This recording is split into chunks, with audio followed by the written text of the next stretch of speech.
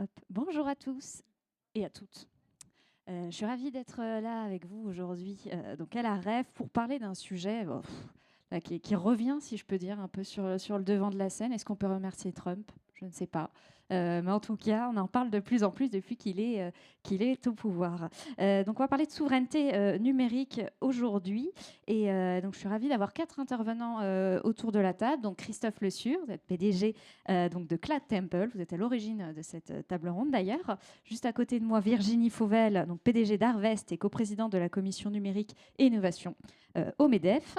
Juste à côté, Philippe Latombe, député de Vendée. Alors vous êtes spécialisé sur ces sujets d'ailleurs, souveraineté numérique, aussi blockchain, on vous a beaucoup entendu là-dessus.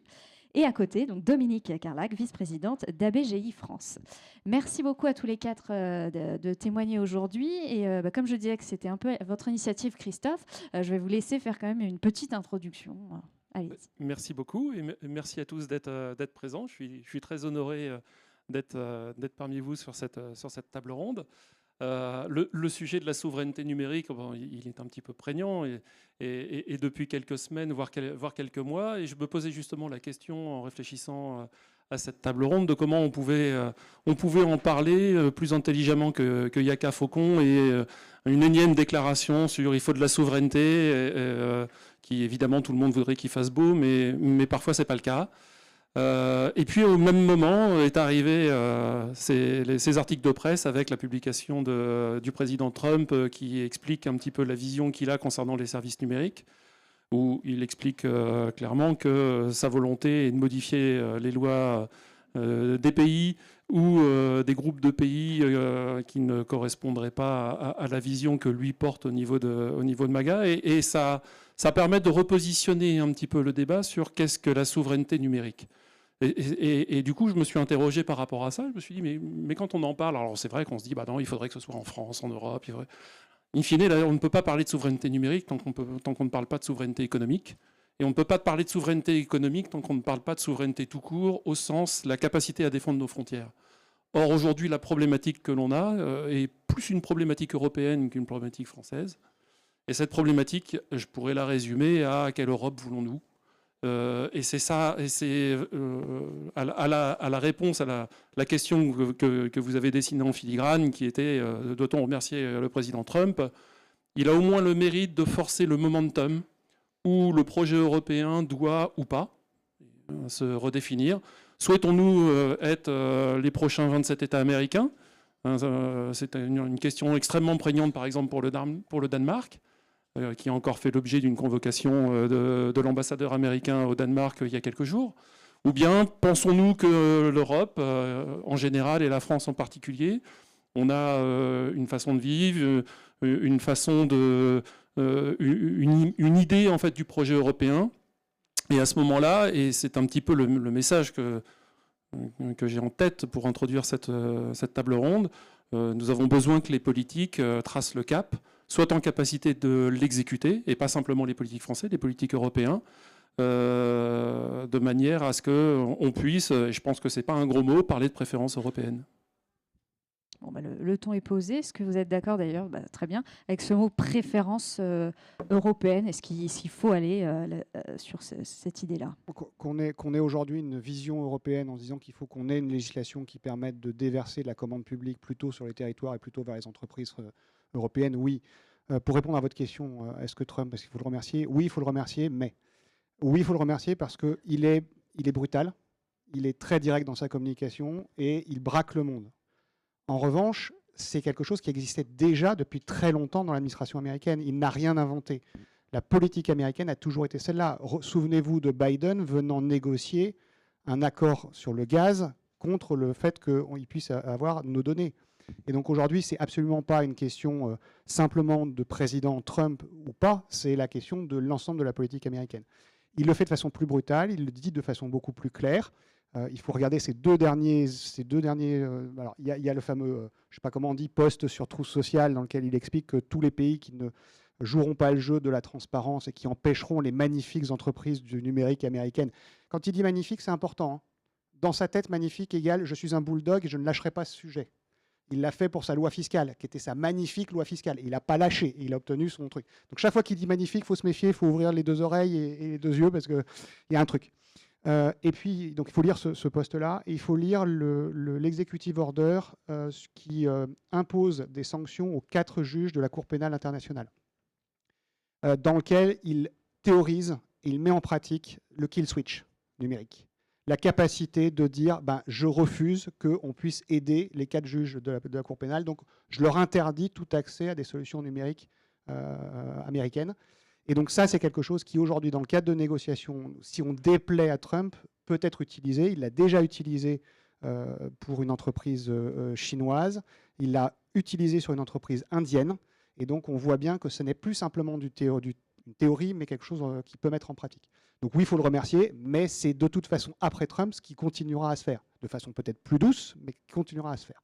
Donc pour répondre à la question, oui, il nous faut une souveraineté numérique, une autonomie stratégique, et il faut qu'on la construise. Et la vraie question aujourd'hui, c'est dans le moment de temps politique que nous avons, est-ce que nous avons la capacité à penser moyen et long terme, et donc à dessiner une politique publique, la suivre, et pas à chaque fois faire des errements et à bouger parce que y a quelqu'un qui a fait une vidéo sur TikTok qui fait qu'il faut qu'on réagisse immédiatement dans la seconde. C'est pas comme ça que ça devrait marcher.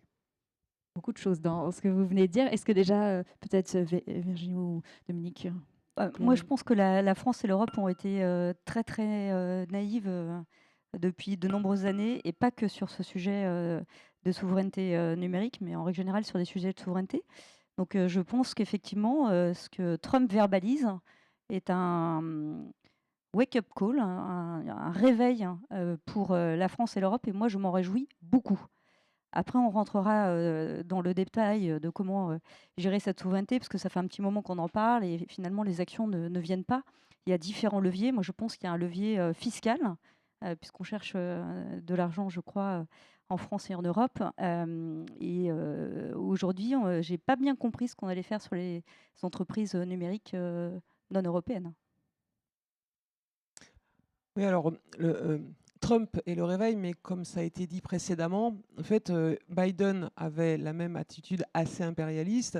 Et si on remonte, pour les plus anciens d'entre nous, il y a une quarantaine d'années, je ne sais pas si vous vous souvenez de la guerre des étoiles qu'avait déclaré Ronald Reagan au pic de la crise de la guerre froide, on était exactement dans la même attitude de surenchère technologique, de barrières à l'entrée technologique avec des monceaux de budget d'État pour vraiment faire plier un bloc qui n'était pas l'Europe à l'époque, qui était l'URSS. Et puis après, ça s'est un petit peu calmé puisque l'URSS a implosé.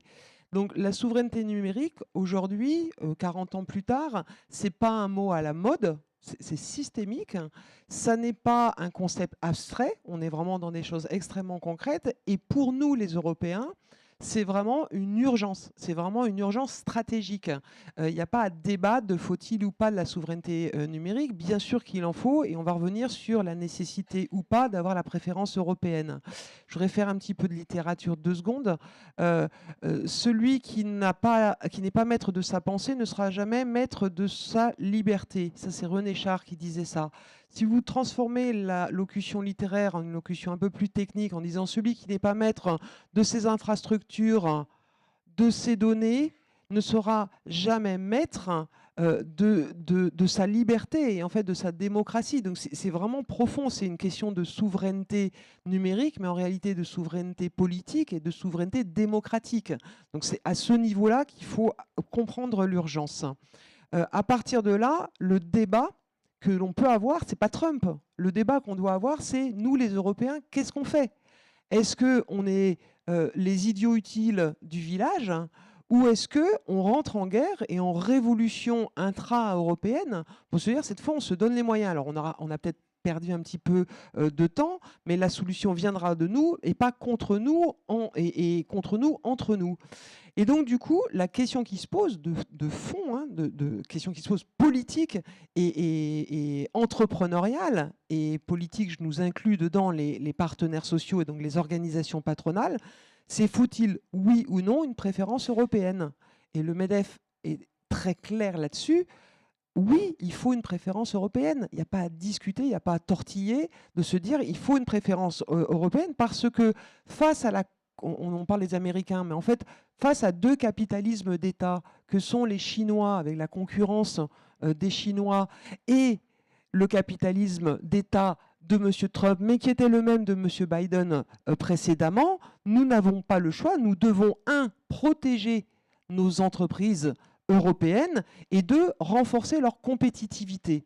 Et ce faisant, quand on veut, donc au MEDEF et puis toutes les commissions, les composantes, les fédérations qui s'en occupent, ce faisant, nous devons absolument défendre ce principe à travers quelque chose dans lequel on discute, on discutaille. Moi, je suis rentrée au MEDEF il y a 13 ans.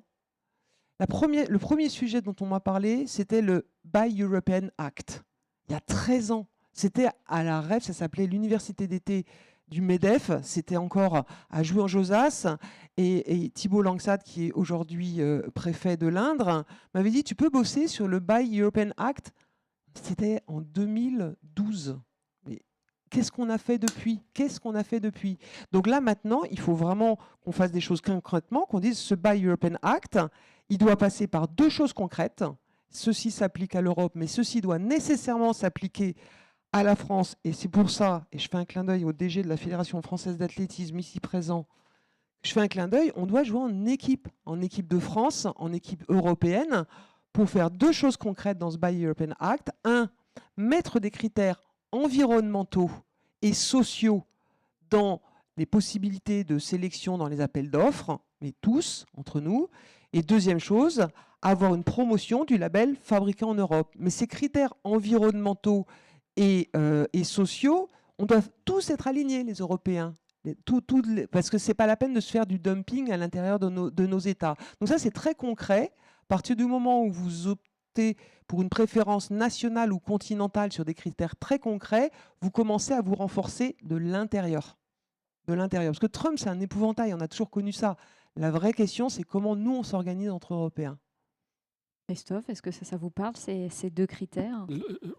Alors, totalement. Je pense aussi qu'il faut être pragmatique. Ce qui aiderait les entreprises européennes à acheter européen, c'est aussi des incitations financières. Donc, il ne faut pas avoir peur de les poser sur la table. Je pense que le logiciel aujourd'hui européen est un logiciel issu des années 90, qui est un logiciel lié à la construction européenne, qui est un logiciel du libre-échange à tout va, mais qui ne correspond plus au monde de 2025.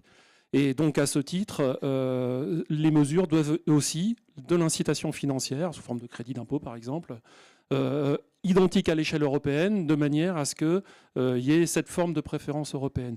L'Europe ne doit pas être le plus petit dénominateur commun des 27 pays. Et aujourd'hui, malheureusement, les jeux politiques, et j'espère que ça va s'améliorer, ont tendance à trouver systématiquement le plus petit dénominateur commun de manière à avancer de façon micrométrique, mais face à des États qui sont complètement organisés. Et c'est vrai qu'on discute beaucoup du soft power américain, on discute beaucoup de Donald Trump, qui est la représentation, mais effectivement, ça avait commencé avec Reagan, et même avant. Néanmoins, la Chine arrive très fortement aujourd'hui. Prenez par exemple les modèles de langage, alors la fameuse IA, GenIA. Deux exemples. Dans le monde de l'open source aujourd'hui, les meilleurs modèles sont des modèles chinois, de façon indiscutable. Et les modèles américains, si vous prenez le modèle de Facebook Meta, qui est la Mac4, massivement entraîné avec des données européennes, est interdit d'usage en Europe. Et ça choque personne, là.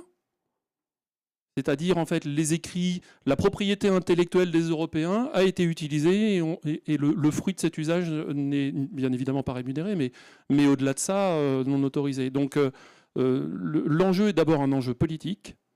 Ça nécessite, je vais me remettre un terme un peu technique, un reset, un reboot en fait, de la pensée européenne. Ça doit être impulsé par les États. Et à ce titre, le message aussi que je souhaite faire passer à nos politiques français, c'est, comme le disait le patron du MEDEF, ne jouez pas avec l'économie. Nous sommes des acteurs du temps long. Quand on investit, en particulier dans l'IA, on investit pour plusieurs années. On a besoin de visibilité et on a besoin en fait, que les décisions soient exécutées. On a besoin, quand un appel à projet sort, derrière, il soit effectivement réalisé, par exemple. Donc, moi, je suis confiant. Je pense que la géopolitique mondiale, qui n'est pas avare de nouvelles tous les jours que Dieu fait, va nécessairement provoquer une forme de réveil, tant à l'échelle européenne, mais en particulier à l'échelle française. Et en tout cas, je l'appelle de mes voeux. Alors, moi, j'aime beaucoup l'idée de l'équipe de France. Avec Nouméum, on a fédéré aussi toutes les associations professionnelles autour du numérique. Et on a fait l'équipe de France du numérique pour voilà, faire corps des gens en France. Moi, sur la souveraineté numérique, je suis d'accord avec la fiscalité, avec le fléchage et tout ça. Il y a aussi quand même un sujet d'éducation. Parce que moi, je dirige une société de technologie et il y a plein de personnes dans cette salle qui sont des chefs d'entreprise et qui essayent de recruter des ingénieurs. Et on a quand même une pénurie d'ingénieurs, de collaborateurs qui sont capables d'embrasser les sujets technologiques, que ce soit l'IA ou même des choses beaucoup plus simples de codage, de cloud, etc. Et moi, j'adore. La France m'a construite. Je suis amoureuse de la France. Je suis un pur produit français. J'ai toujours travaillé en France. Et je crois que ce pays peut se redresser et que l'Europe peut se redresser et que toutes les bonnes énergies sont là.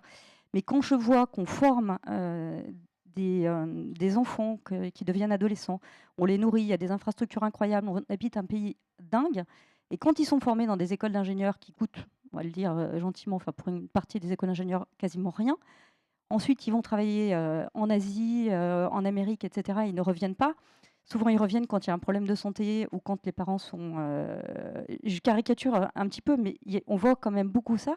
Je pense qu'il faut quand même qu'on arrive à retenir nos talents, qu'on arrive à mieux flécher vers des fonctions plutôt scientifiques nos jeunes. Moi, je vois plein de petites jeunes filles. Ouais, je suis marraine de pas mal de petites jeunes filles. Je leur ai offert des petits chimistes. J'ai essayé de les faire embrasser des carrières scientifiques. Moi, quand les maths ont été arrêtées en seconde, qui a quand même été euh, par choix une catastrophe pour les petites jeunes filles, c'est revenu. Mais il y a autant de filles dans les écoles d'ingénieurs qu'à mon époque, et ça date d'un certain temps. Donc fléchons les petites filles et les petits garçons vers des carrières qui leur permettent d'embrasser les carrières scientifiques. Une petite fille, elle dit souvent « Ah, je veux faire un métier qui est ma passion ». Et j'ai rencontré un chef d'entreprise récemment, un homme, qui m'a dit « Il ne faut pas faire de sa passion son métier. Son métier doit permettre de financer sa passion. » Donc il faut dire aux petites filles, je pense, fais un métier qui te permet de gagner ta vie, d'être autonome. Quand même, les métiers scientifiques permettent d'avoir un petit peu d'argent. Et c'est pas indécent de vouloir avoir une vocation pour gagner de l'argent. Et ça rendrait grand service à nos entreprises. Ce que je viens de dire pour les petites filles, c'est aussi vrai pour les petits garçons, évidemment. Mais fléchons les gens vers ça. Et dernier sujet sur la formation, pardon, et c'est au MEDEF, on est aussi beaucoup là-dessus. Le CPF, c'est un instrument qui est formidable. Plutôt que d'apprendre à faire des cours de peinture ou de la cuisine, fléchons vers le CPF, vers de l'IA et vers de la technologie. Pardon, c'est un petit peu brutal, mais je pense qu'il faut dire... voilà, moi, je pense que le CPF dans l'entreprise, je préférais qu'il soit fléché vers des sujets qui sont utiles vers ma société. Je partage à 200% ce que vous venez de dire sur la formation. Ça commence dès le plus jeune âge. Hein. Et donc aujourd'hui, on a une vraie difficulté avec l'éducation nationale à faire en sorte que les jeunes filles fassent des maths et puissent ensuite entrer dans les écoles. Maintenant, on a quand même intégré ça dans un certain nombre de politiques publiques. Alors, c'est assez marginal pour l'instant, mais il y a quand même quelque chose qui se passe. Le fait qu'on ait créé, par exemple, l'AMIAD, l'Agence de l'intelligence artificielle de défense, et qu'on l'ait basé à Bru, et qu'on prenne des ingénieurs, qui soient des ingénieurs qui sortent des plus grandes écoles françaises, on le fait pour créer un écosystème, parce qu'on sait pertinemment qu'ils ne resteront pas pendant plus de 5 ou 6 ans à l'AMIAD, mais qu'ils vont essaimer ensuite pour créer un écosystème. Et on a besoin de pouvoir le faire. On l'avait déjà vu avec l'ANSSI, ça avait bien fonctionné, on essaie de le faire avec l'AMIAD.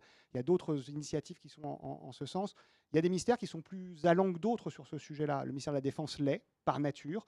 Le ministère de l'Intérieur a commencé aussi à vouloir s'en occuper. Et donc, on commence à avoir des choses qui vont dans ce sens-là. Maintenant, moi, mon point, et on est toujours sur la question de l'Europe aussi, je ne suis pas un grand fan, ça c'est d'Ursula von der Leyen. Je pense que c'était une mauvaise idée de la reconduire. Et bon, voilà. On a fait une bêtise en cédant à sa demande, en liquidant Breton et en le remplaçant par ses journées. J'ai rien contre ses journées, mais s'il y avait quelqu'un qui pouvait facialement se prendre Trump et lui expliquer... ça permettait de cristalliser sur un combat d'hommes et ça permettait ensuite aux administrations éventuellement de pouvoir arranger le coup, mais ça cristallisait le débat, ça permettait de faire une opposition. L'idée de la commission au départ, c'était quand même de se baser sur le rapport Draghi.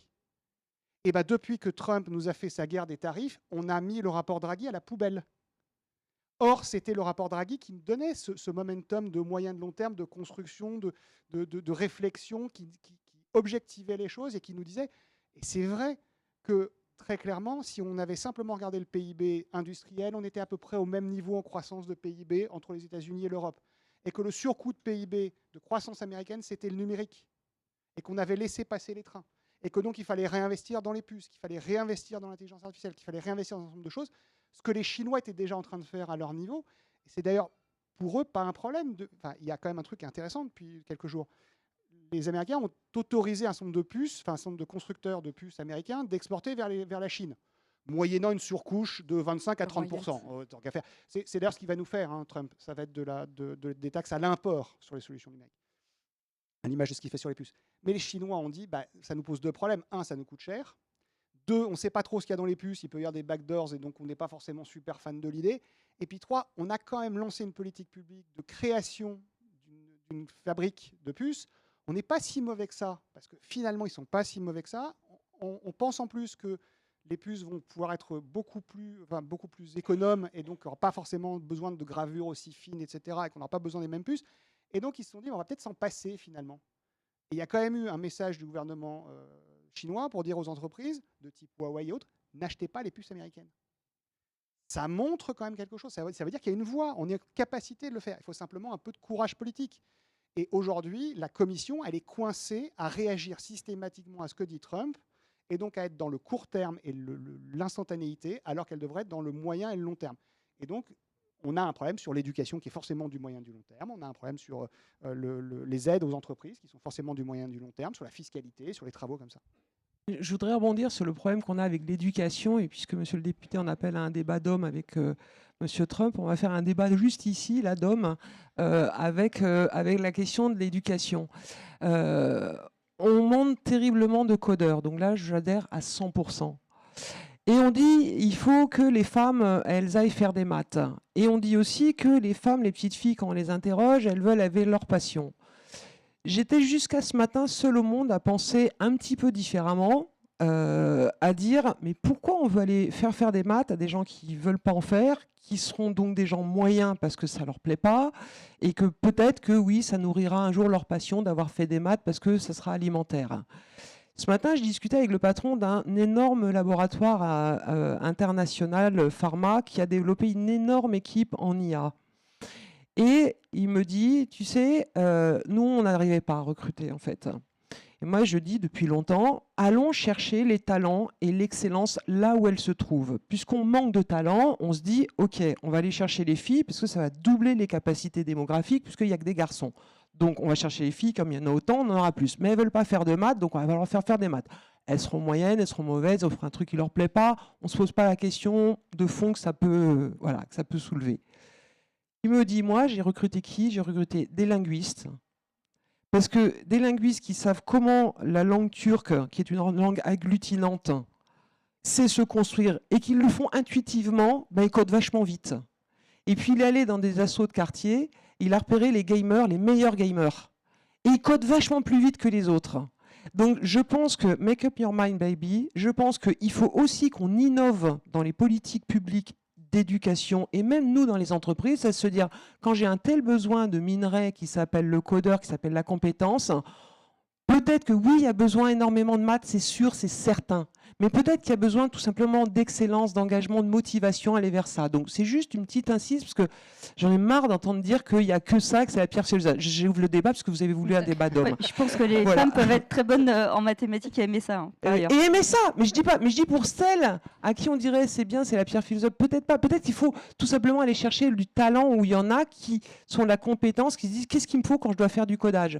Peut-être que des compétences purement linguistiques, ça suffit aussi, ou en tout cas c'est utile. Surtout qu'avec l'IA, après, techniquement, il y aura techniquement dans l'utilisateur. C'est ça mon bémol, c'est qu'aujourd'hui on a besoin de codeurs, mais on ne sait pas, et on pense très clairement qu'avec l'agentique en IA, on aura beaucoup moins besoin de codeurs, et qu'on aura par contre besoin de gens qui comprennent le code et qui sont en capacité de le surmonter, de le surplomber. Donc qui comprennent la langue et la construction. En souveraineté numérique sur l'IA, si vous n'avez pas des ingénieurs chez vous pour faire l'IA sera américaine ou chinoise. Hein. Et l'intérêt d'avoir des femmes qui font de l'analyse de données pour construire justement les modèles d'IA, c'est d'avoir quelque chose qui soit le plus ouvert possible et qui ne soit pas simplement dans un mindset genré du mâle américain blanc de 50 ans, parce que c'est lui qui aujourd'hui, ou 40 ans, qui fait la partie de construction de l'IA. Donc on a besoin de ça, mais bon, voilà, on essaie, et la France a la capacité à le faire. Je pense que ça, sur cette partie-là, on peut encore le faire. Il faut simplement qu'on transforme un peu l'éducation nationale. Il suffit de regarder les annonces d'aujourd'hui sur le fait qu'on va proposer des moteurs d'IA aux enseignants pour qu'ils puissent préparer leurs cours. Ça fait hurler la moitié des syndicats d'enseignants. Sauf que c'est nier l'avenir, en fait. C'est se tirer une balle dans le pied supplémentaire alors qu'on n'en a pas besoin. Ça me permet aux enseignants de gagner du temps et de se consacrer à ce qu'ils savent faire le mieux, c'est la pédagogie. Bon, bah voilà, il faut qu'on leur donne les outils pour le faire. Il faut absolument qu'on impose de le faire. Et tout ça, il faut qu'on le fasse avec des outils qui soient des outils souverains, le plus possible, ouverts, le plus possible aussi, surtout dans l'éducation nationale. On a un vrai problème là-dessus. Et c'est pour ça que les appels d'offres de l'éducation nationale, systématiquement, quand elles vont vers Microsoft, pour ne pas les nommer, ça m'énerve. J'en ai ras-le-bol. Donc on est obligé à chaque fois d'aller au Conseil d'État. Et ce n'est pas mon job d'aller au Conseil d'État, en fait. Et j'en suis à la 10e procédure au Conseil d'État. Entre l'UELSAT et l'éducation nationale, j'en ai ras-le-bol. On revient sur la difficulté systémique, je vais parler pour la France, hein, d'exécuter une politique qui a été définie, de s'y tenir. Ça va être, on est notre premier frein, in fine. Mais je vous rassure, il y a un truc bien, c'est que le Sénat comme l'Assemblée est aligné sur cette position-là. On l'a vu avec la loi SREN. Ça a fait l'objet d'une commission mixte paritaire qui s'est extraordinairement bien passée avec le Sénat et avec tous les groupes politiques du Sénat et tous les groupes politiques de l'Assemblée. C'est peut-être le seul sujet, pour des raisons différentes peut-être, mais c'est peut-être le seul sujet qui aujourd'hui arrive à fédérer l'ensemble de l'hémicycle sur ce sujet-là. SREN est le bon exemple de ce qu'on a fait. Et aujourd'hui, la commission résilience, en espérant qu'on puisse aller jusqu'au bout de l'examen pour Dora, Nice 2 et REC, est une commission qui est composée de l'ensemble des groupes politiques sur lesquels je n'ai pas un problème de discussion politique sur le sujet. On est tous alignés, on est tous d'accord. Mais l'exécution derrière, qui est faite par l'administration, ne va pas. Rend impuissante aux yeux du citoyen le politique, et donc en fait tue la démocratie, ni plus ni moins. Est-ce que vous, là, Christophe, depuis quelques mois, vous avez vu un peu un shift? Parce que tout le monde se met à parler de souveraineté. Est-ce que vous, concrètement, vous avez vu plein de gens qui sont venus toquer à votre porte, que ce soit dans le privé ou dans le public? Nous, ça fait à peu près 4 ans qu'on produit des services de cloud labellisés par l'ANSSI, donc dits souverains. Et quand avec mes équipes, quand il y a 2 ans et demi, on parlait de souveraineté, on était fascistes. Faut se dire les choses. Aujourd'hui, on est des héros. Bon, je le vis bien, je m'en remets. En fait, si on prend un petit peu de hauteur et qu'on regarde aux choses, il y a 2 facteurs géopolitiques majeurs qui ont permis à la population française, qui a élu sa représentation politique, de comprendre ce qu'était la souveraineté. 1, le Covid, bien évidemment. Moi, mes parents, ils se souviennent encore des masques qui avaient été volés dans l'avion. Alors évidemment, ça n'avait pas de réalité. Enfin, c'était pas... Mais eux, c'est ce qu'ils en ont compris. Donc ils comprennent que tiens, il faut construire le Doliprane en Europe, il faut les masques en Europe, etc. Et puis malheureusement, les événements en Ukraine qui arrivent là pour nous rappeler en fait ce que c'est que la souveraineté, point, qui est la capacité à défendre ses frontières. Et donc qui draine derrière, à l'échelle européenne, tout un tas de discussions. Et c'est vrai que vous pouvez toujours parler de souveraineté numérique. Si vous dépendez d'une puissance étrangère pour juste la sécurité de vos citoyens, c'est compliqué. Alors on n'a pas cette problématique en France, par chance. Et on a quelques décennies derrière nous de vision. Moi, je considère que si. Non, c'est des décisions politiques qui ont été prises par nos aînés. C'est pas de la chance. Ce que je veux dire, c'est que ça a été un choix déterminants qui ont été faits par nos aînés. Et j'aimerais beaucoup que nos politiques actuelles aient cette même vision pour que nos successeurs puissent... C'est encore pour moi. Non, absolument pas. Vous êtes encore très jeune et vous avez la possibilité de changer la France en embrassant une carrière politique. Mais pour que nos successeurs puissent dire on a de la chance d'être en France. Je vais prendre un risque devant vous, je vais parler un petit peu de nucléaire, mais pour rebondir sur ce que vous disiez en termes de préférence nationale et européenne, avoir la capacité de dire, par exemple, l'énergie consommée et l'impact écologique est pris en compte. En France, on a l'énergie, en fait, alors évidemment, il pourrait y avoir du débat d'experts, mais étant d'origine nucléaire, elle offre des avantages et en termes de compétitivité que n'ont pas, par exemple, les hyperscalers américains. Pourquoi ne le valorisons-nous pas ? Et vous savez, dans les écoles d'ingénieurs, à mon époque, les meilleurs allaient dans le nucléaire. Donc pareil, c'est très vieux, pardon. Et en fait, maintenant, dans la filière nucléaire, les gens n'y vont moins comme quelque chose de formidable. Il y a un désamour. C'était diabolique. Et c'est absolument suicidaire pour notre pays d'avoir rendu la filière nucléaire, qui a été une décision absolument géniale d'investir dans le nucléaire parce qu'on n'avait pas de pétrole. C'est comme quand on critique Total, je n'ai pas d'action Total, mais on est quand même le seul pays au monde qui a un leader dans la pétrochimie et qui n'a pas de pétrole dans son sol. On devrait s'en réjouir d'avoir un leader comme Total. C'est peut-être pas très populaire. Pour rester dans ce débat de la dédiabolisation à la fois de certaines entreprises, certains secteurs, voire certains mots, hein, comme ça a été rappelé, souveraineté. Nous, c'est pareil, quand au MEDEF, on a commencé à en parler, on était des affreux, quoi. Alors qu'on repensait plutôt en termes gaulliens, à savoir, voilà, indépendance énergétique. Voilà, c'est exactement cette logique-là de se dire on se protège avant tout et on chauffera nos concitoyens avant d'avoir froid, quoi. Et voilà.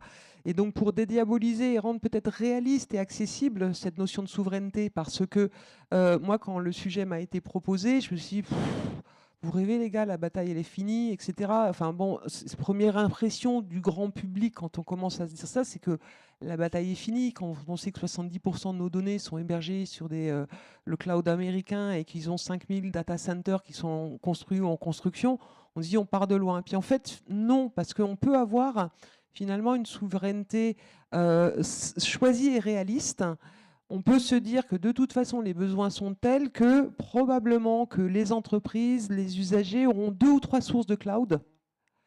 Et que, voilà, si on prend le truc massivement, un seul cloud, la bataille est terminée. En revanche, si on se dit il y aura fonction du niveau de sensibilité, si on se dit, vous vous souvenez le débat pendant le Covid sur les sujets importants, c'était quoi le terme, les sujets, c'est Monsieur Castex, de première nécessité, etc. Là, c'est pareil. Si on arrive à peu près à se dire, il y a des sujets vraiment stratégiques qui vont être la défense, qui vont être le nucléaire, qui vont être l'éducation, qui vont être le système bancaire, je ne sais quoi, on peut se dire, là, on aura plusieurs usages de plusieurs clouds. Le tout venant, le domestique, bon, on peut se dire c'est un peu une solution mondialisée, voilà. Et après, on peut se dire, nous, on se positionne sur un cloud européen pour du stratégique.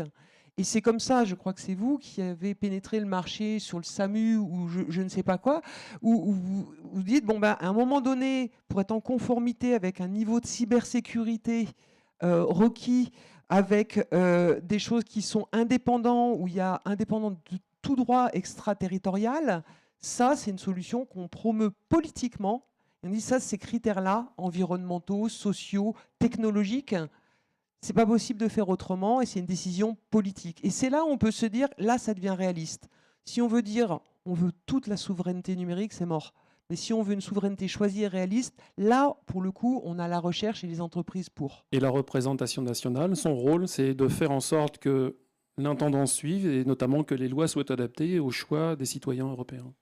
Notre vraie difficulté aujourd'hui sur la sphère publique, c'est effectivement l'absence de prise que nous avons sur l'administration. C'est que aujourd'hui, on a des ministres qui sont là pour peu de temps, qui sont dans l'urgence et qui n'ont pas forcément pris complètement leur administration en main et imposent les choix en disant l'administration, c'est comme ça et pas autrement. Je vous donne un exemple aujourd'hui. La souveraineté est quelque chose de très important pour que l'administration se trouve elle-même du boulot. Parce que la DINUM, aujourd'hui, a décidé de tout faire pour fabriquer à l'intérieur de l'État des choses qui existent déjà sur le marché, qui sont faites par des entreprises du privé qui le font bien. Ça va nous coûter un pognon de dingue, comme dirait l'autre. Il y a 2 appels d'offres à plus de 300 millions en cours de la DINUM, alors qu'on cherche du fric. Enfin, il y a un moment, il faut arrêter les bêtises. Tout ça pour faire des suites collaboratives. Il y en a déjà 25 000, des suites collaboratives. Et donc, au lieu de se dire qu'on va dépenser de la commande publique à acheter des licences auprès d'entreprises françaises ou européennes qui font ce type de service, qui du coup, parce qu'ils auront de la commande et une visibilité, pourront améliorer leurs services et du coup pourront aller attaquer le marché privé pour essayer de concurrencer les grands américains qui font ce type de suite collaborative. Ben non, la DINUM, elle a décidé pour 320 millions de fabriquer sa propre suite collaborative. Ça nous coûte 320 millions pour la fabriquer, mais ça va nous coûter combien pour la maintenir à niveau? Et en fait, déjà c'est est-ce que ça va marcher, première chose. Et deuxième chose, si ça marche, combien il va falloir qu'on mette chaque année pour l'entretenir et pour avoir les bonnes personnes qui vont être au bon niveau pour pouvoir entretenir la suite collaborative. Or, aujourd'hui, on a un vrai problème dans la fonction publique. C'est un peu le sujet qu'on a avec l'Amiad. C'est comment est-ce qu'on fait pour garder et pour payer des gens qui, dans le privé, pourraient être 3 fois mieux payés que dans le public. Alors, on a encore la chance d'avoir des gens qui, parce que c'est l'armée, parce que c'est la défense de la nation, acceptent pendant quelques années de donner de leurs compétences, aussi parce qu'ils l'apprennent. C'est l'exemple qu'on a eu avec l'ANSSI, ça a très bien marché. C'est ce qu'on essaie de faire avec la MIAD et ce qui est en train de marcher. Et derrière, en pensant que ça va essaimer. Mais ce n'est pas possible pour la DINUM. L'ingénieur qui va passer 50 ans à la DINUM, je ne le connais pas, parce s'il est capable de coder correctement, il ira plutôt dans le privé, il fera 3 fois l'argent. Donc ça ne marche pas. Et aujourd'hui, on a l'impression que la sphère publique cherche de quoi se justifier. Et ça, cette difficulté-là, nous, parlementaires, on n'a pas forcément la main. Et la seule façon qu'on a trouvée à quelques-uns, c'est d'aller systématiquement en justice. Mais je reviens là-dessus. Aller devant le Conseil d'État pour dire qu'un appel d'offres n'est pas raisonnable et qu'il est biaisé, ce n'est pas à nous de le faire. On l'a fait 2 fois sur le HDH, enfin la plateforme des données de santé. On l'a fait sur Microsoft, on l'a fait sur d'autres. Mais c'est un temps d'enfer. On n'est pas très nombreux à faire ça. Et vraiment, en plus, on embolise le truc. Philippe, c'est quand même le rôle du gouvernement d'avoir une vision et de les poser sur la table. Et puis, on a 4 premiers ministres, peut-être un 5e en 18 mois. Enfin, la vision, elle est quand même difficile. Et c'est là où l'administration joue contre le reste. C'est qu'elle se dit, moi j'ai le temps. Elle a le temps, ils vont passer. Voilà, ils vont passer. Et c'est effectivement, parce que la question, elle est quand même là, c'est qu'est-ce qui se passera le 8 octobre, et si jamais il se passe quelque chose, il y a une dissolution. Est-ce qu'il y a une dissolution, est-ce que je suis réélu, est-ce que je peux recommencer le travail? Parce que le truc, il faut recommencer le travail. Et sur un certain nombre de sujets, on devrait pouvoir les lancer longuement. Le risque majeur, c'est une atteinte à la démocratie. C'est-à-dire, en fait, que le peuple, avec un P majuscule, se dise que de toute façon, ça ne change à rien et pousse vers une autre forme de gouvernement que la démocratie. Oui, et on l'a vu aux États-Unis, les élections se font sur les réseaux sociaux, avec tous les biais et toutes les ingérences qu'il peut y avoir sur les réseaux sociaux. Ça reste une démocratie, hein, les US. Enfin, je veux bien qu'on fasse des États-Unis bashing, mais ça reste comme une démocratie. Oui, non, mais ça reste une démocratie. Mais on a quand même des élections qui sont faites sur les réseaux sociaux, et nous avons expérimenté des ingérences, notamment des Américains. Non, mais je suis d'accord, comme en France, hein, comme en Europe. Et des Russes qui ont fait qu'on a eu quelques sujets. Le risque est là. Là, c'est un autre sujet. Moi, je voudrais juste, comme le temps file et qu'il y a beaucoup de patronnes d'entreprise dans la salle, de dire concrètement comment je fais pour être choisi, pour avoir des solutions françaises, pour être vraiment efficace d'un point de vue souveraineté. Et s'il y a 1, 2, 3, trois choses, qu'est-ce qu'on peut faire concrètement? Parce qu'on ne va pas tout changer d'un coup. Tout à fait. Moi, je voudrais partager, parce que souvent, on dit qu'on a tout bien réussi. Moi, je voudrais vous partager quelque chose que je n'ai pas bien réussi.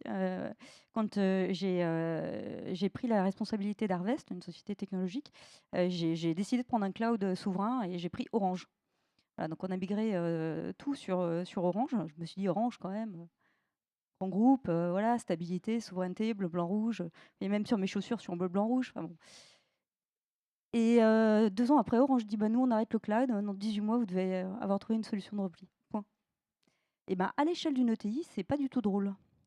Donc moi, je suis vraiment bleu, blanc, rouge, souveraineté française, souveraineté européenne. Mais en tant que chef d'entreprise, il faut effectivement qu'il y ait ce choix souverain, mais qu'il y ait aussi un choix de long terme. Et bon, on s'en est sorti parce qu'on est en bonne santé financière dans l'entreprise que je dirige, mais je pense qu'il y a des ETI françaises qui, avec cette décision unilatérale, 18 mois, c'est long pour changer de cloud.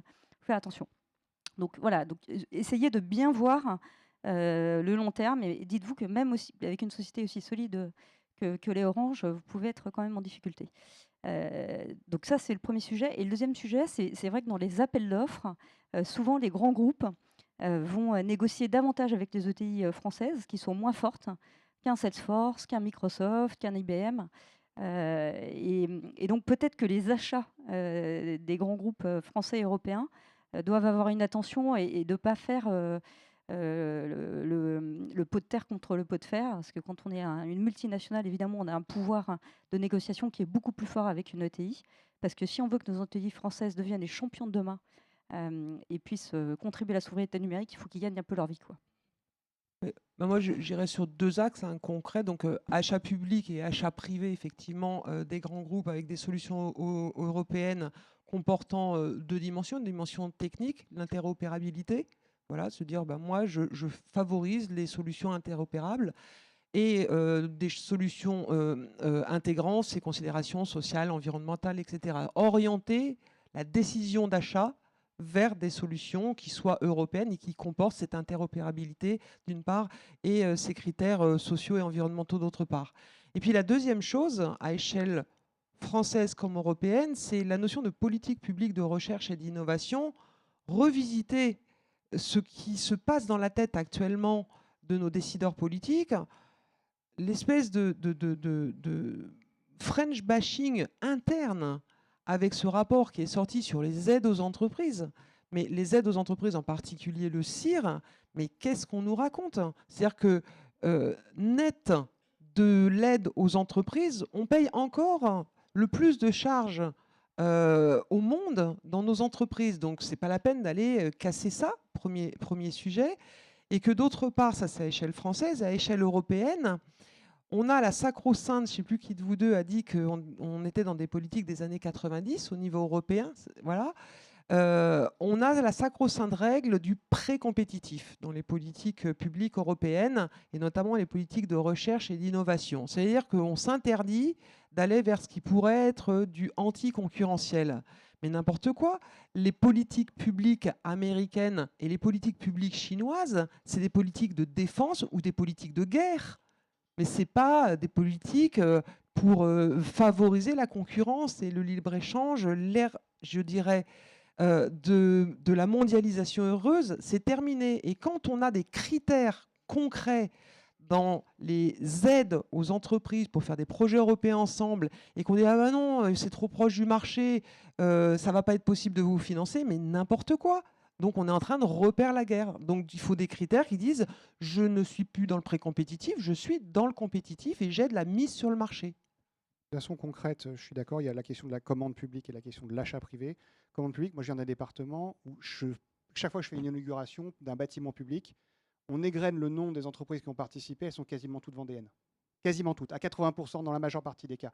Ça veut dire qu'on est capable de le faire. C'est que simplement, il faut avoir la volonté de le faire, la volonté politique de le faire. J'ai un département dans lequel il y a une vision politique mais c'est historique, qui est on doit faire en sorte que l'ensemble de la commande aille sur le territoire parce qu'on doit faire vivre les entreprises, parce que ce sont les emplois qui sont là et que ce sont les emplois qui font qu'on ait un village ou une ville qui marche. Et donc ça, on devrait le faire au niveau de l'État et donc arrêter cette volonté de faire de la commande publique en disant c'est le prix le moins cher, donc c'est Microsoft, c'est le SIG qui prend une entreprise américaine plutôt que de prendre VisiBrain. Voilà. Enfin, donc il faut qu'on ait vraiment aujourd'hui une commande publique et donc il faut que les ministres prennent la main là-dessus et l'exigent.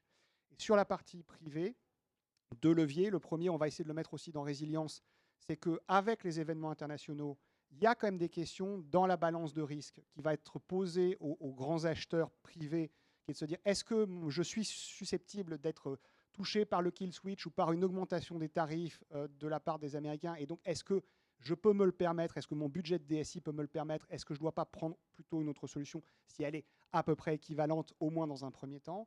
Et puis voir comment est-ce qu'on peut créer, mais ça, il faut qu'on ait un tout petit peu de capacité à discuter d'un budget, ce qui n'est pas forcément le sujet du jour, mais il faut qu'on ait la capacité à faire ce que les Américains font, c'est-à-dire utiliser l'arme fiscale, soit par du suramortissement, soit par du crédit d'impôt, chaque fois qu'on fait des investissements d'innovation qui sont achetés auprès d'Européens.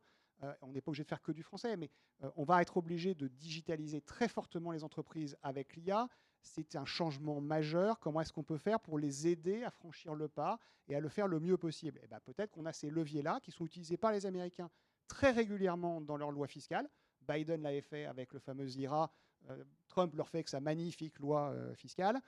Ça coûte un peu cher, mais d'un autre côté, si on a fait le premier pas de la commande publique et du reste, ça veut dire qu'on a fait une boucle vertueuse. Et donc il faut absolument qu'on arrive à faire ces deux moves qui sont assez rapides à faire parce qu'ils nécessitent simplement du courage dans un premier temps. Christophe, vous voulez partager aussi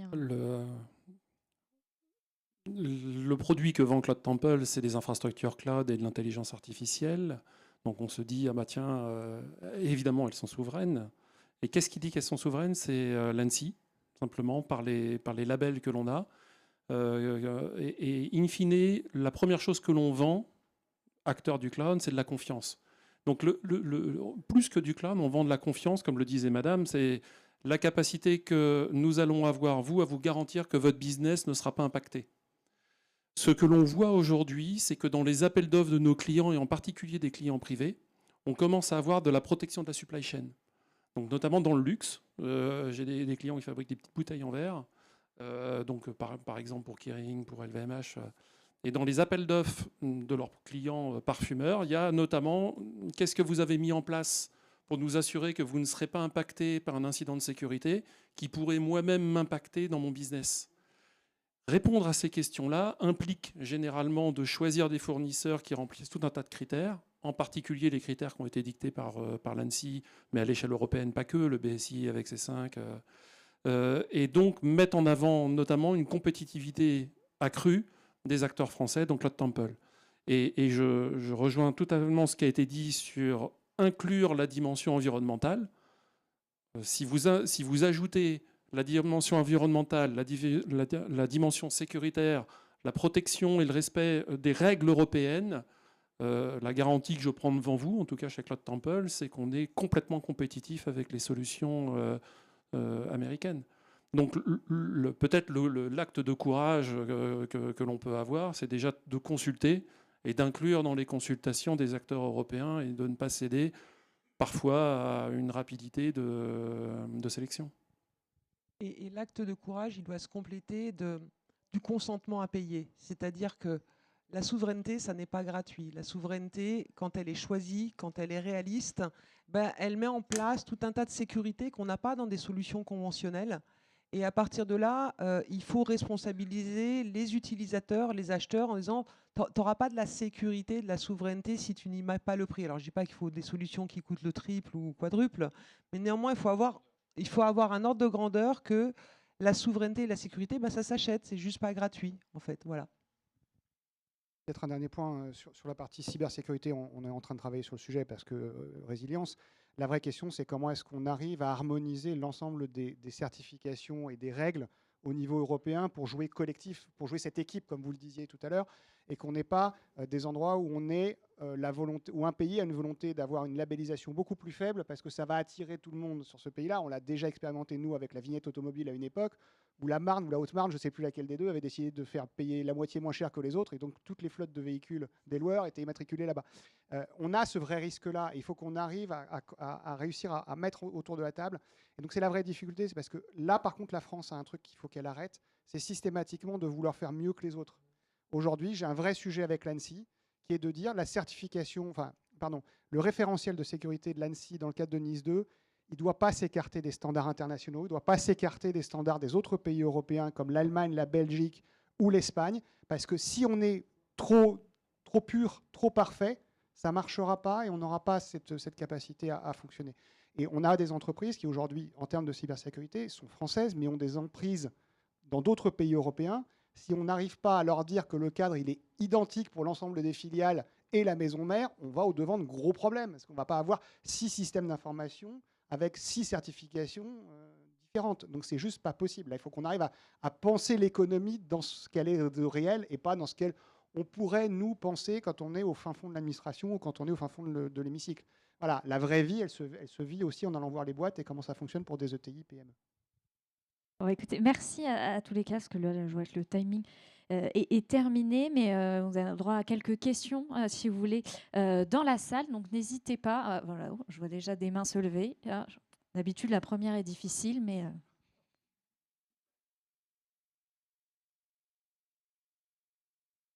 Merci beaucoup pour les présentations. Carmen Munoz-Dormoy, directrice action régionale d'EDF en Bourgogne-Franche-Comté. J'ai réagi sur un échange qu'il y a eu sur les questions des data centers et la faisabilité de les attirer. Je voulais dire que nous, EDF, on a lancé un AMI le 3 mars pour des sites directement raccordés pour attirer des gros data centers en France et qui a apporté beaucoup de succès. Donc, en effet, on a de l'électricité abondante, décarbonée, et on s'est bougé pour ramener des data centers en France. Je voulais aussi insister sur un autre volet parce que ça a été évoqué sur attirer des gens et que le nucléaire n'attirait pas. Dans ma région, j'embauche 850 salariés pour les renouveaux du nucléaire parce qu'on a les grands sites Framatome. On n'a pas de problème pour trouver des jeunes aujourd'hui. Dans les écoles d'ingénieurs, ils veulent faire du nucléaire. Ils avaient simplement besoin de vision. Quand on leur dit qu'on va fermer la moitié des réacteurs, ils ne viennent pas. Maintenant, on leur dit qu'il y a du boulot et ils viennent. Donc voilà ces petites précisions sur des thématiques liées à l'énergie. Et puis Total, une grande entreprise, c'est très bien qu'ils fassent de l'électricité, mais clairement, entre du pétrole, quels que soient les vendeurs, et de l'électricité, prenez de l'électricité décarbonée. Elle est made in France, 100%. On exporte 90 TWh. Et comme vous avez très bien dit, on n'a pas de pétrole. On a un tout petit peu dans la Marne, mais on n'en a pas beaucoup. Voilà, c'était tout ce que je voulais dire.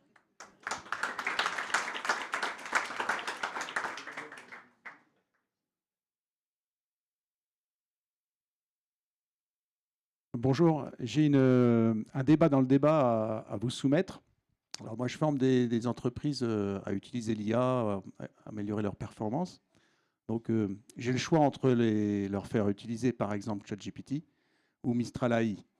Et j'aimerais avoir votre avis sur, en fait, la majeure partie de mes stagiaires, de mes clients utilisent ChatGPT, malheureusement, pour l'outil français. Et qu'est-ce que vous en pensez? C'est quoi votre avis? Parce qu'on a quand même ChatGPT qui semble être meilleur, et Mistral qui est un petit peu à la traîne. Et c'est quoi votre avis sur ce sujet-là par rapport à la souveraineté numérique? Alors déjà, je vous félicite, c'est que vous formez vos gens et vos collaborateurs. Donc c'est déjà le point le plus important. Si vous regardez la dynamique d'évolution de ce qu'on appelle les modèles de langage large, je ne me souviens pas d'avoir vu une révolution technologique qui va aussi vite. C'est-à-dire que ChatGPT était en premier, puis Anthropic est passé devant, Google était complètement derrière. Là, actuellement, Google, avec Gemini, est repassé devant. ChatGPT 0.5 devrait peut-être, mais ce n'est pas encore certain. Grok arrive. Donc, le meilleur conseil, c'est former vos gens à utiliser tous les modèles de langage, sans limitation. Donnez-leur. Ils vont tout de suite s'apercevoir dans leur métier qu'il y en a certains qui sont plus adaptés que d'autres à l'usage. Vous allez voir qu'il y en a qui sont très B2C. Vous allez voir que ChatGPT vous met des petits emojis un peu partout, etc. Ce que ne va pas du tout faire un Gemini ou un Qwen. Et donc vous allez vous apercevoir que certains modèles sont extrêmement précis pour faire ce qu'on appelle de l'agentique, pour faire des réponses qui sont totalement formatées avec précision pour pouvoir l'utiliser dans des automates. D'autres modèles vont être très bons pour faire de l'empathie et donc pour être utilisés par des collaborateurs qui ne sont absolument pas techniques. Le premier frein à l'usage de l'intelligence artificielle, c'est l'humain. Hein. C'est-à-dire la peur qu'il inclut d'être changé, etc. Donc, pour répondre simplement à votre question, mettez tous ces modèles à leur disposition. Y compris Mistral AI, mais en tout, Jacques Temple, il y a une cinquantaine de modèles différents. Alors, ce n'est pas du tout que je fais un choix par rapport aux autres. Mistral est très bon, notamment en agentique. Il est très bon aussi dans un certain nombre de domaines où vous allez vouloir de la sécurité d'exécution. Vous avez des modèles, alors, par exemple les modèles d'IBM, où IBM s'engage légalement sur le fait qu'ils prendront à leur charge toute action en justice liée au résultat de l'usage de leur IA. Ça, dans certains métiers, ça a une valeur importante. Donc, chacun de vos métiers sait où est l'intérêt, où est la pertinence, où sont les risques. Et du coup, élisez une petite équipe que vous allez dédier au suivi de ces sujets-là, qui va s'entraîner, qui va être capable de discuter avec les différents métiers pour identifier et exhiber lequel fait le plus de sens. Et le modèle qui fait le plus de sens semestre 1 et peut-être pas celui qui fera plus de sens semestre 2. Et pouvons-nous rajouter que pour la formation dans les entreprises, faisons confiance aux jeunes, faisons confiance à nos enfants. Parce que pour répondre à votre question, eux, ils savent vraiment répondre. Je l'ai expérimenté cet été avec mes 2 enfants. J'étais époustouflé des conseils qu'ils m'ont donné à moi en disant mais non, mais maman, c'est pas cet outil-là qu'il faut que tu utilises, c'est l'autre. Moi, j'avais même peur d'utiliser le premier. Et eux, ils switchaient d'un outil à l'autre. Et c'est exactement cette réponse-là. C'est-à-dire qu'ils n'ont pas peur, ils choisissent déjà des outils. Donc c'est un peu dans les entreprises, la formation inversée, le tutoring inversé. C'est-à-dire que c'est les jeunes qui peuvent former les plus anciens pour accélérer la mise à niveau à peu près de tout le monde dans l'usage. Attention à un truc quand même, il faut qu'on apprenne de ce qui s'est passé sur le cloud. Ceux qui ont basculé sur du mono-cloud ont eu du mal ensuite à passer sur du multi-cloud. Aujourd'hui, sur l'IA, c'est la même chose. Il faut passer sur du multi-IA parce que les usages ne sont pas les mêmes et surtout parce qu'il faut que vous ayez toujours une roue de secours au cas où, à un moment ou à un autre, on vous bride. Et sur l'IA, on va vous brider assez vite si jamais ça donne un avantage compétitif à une entreprise que d'utiliser tel modèle. Et l'open source, qui n'est pas vraiment de l'open source, qui est l'open poids, c'est l'open weight and measures, vous n'avez pas forcément derrière toutes les données d'entraînement. Donc essayez aussi d'utiliser des modèles que vous allez entraîner sur vos propres données pour pouvoir les spécialiser. Et dans ces cas-là, vous êtes beaucoup plus technique en plus et vos équipes participent à la création de l'IA, donc ont moins peur de l'utiliser. Donc il faut absolument être multi-IA. Et surtout bien conserver l'esprit critique, parce que de temps en temps, l'IA ne répond pas exactement correctement. Donc je pense que ce que dit l'IA n'est pas parole d'évangile. Pour illustrer ce que dit Philippe, le premier levier de frein que vous pourriez avoir et qui se commence déjà à se lire, c'est le prix. C'est-à-dire que quand on fait juste ChatGPT ou Mistral le chat sur son téléphone, on ne le voit pas, mais vous êtes bridé en fait en nombre de questions et on vous parle pas en fait des mécaniques de tokens qui sont derrière. Si vous l'utilisez en entreprise, les prix sont en train d'exploser. Vous pouvez le voir en fait sur les abonnements. Les abonnements, au début, tout était gratuit, tout était bien. Ensuite, il y a eu l'abonnement à 20 €. Maintenant, on est sur l'abonnement à 300 €. On parle même d'abonnement à 1 000 € pour avoir les droits d'usage. Il se passe exactement la même chose sur le prix des tokens. On est passé de quelques euros à le dernier modèle, le ChatGPT là, en 4.5, il était à 150 $, le million d'output token. Donc, vous allez en fait, le plus les entreprises commencent à s'approprier, comme le dit Philippe, ces outils-là, le plus les prix augmentent. Et donc, du coup, être en multi-cloud vous permet de faire jouer tout simplement la concurrence. Donc, tous les modèles. Écoutez, parfait. Je crois qu'on ne peut plus prendre de questions malheureusement puisqu'on est serré sur le timing. Mais voilà, les intervenants sont peut-être disponibles à Play, je ne dis pas, mais n'hésitez pas. Merci beaucoup.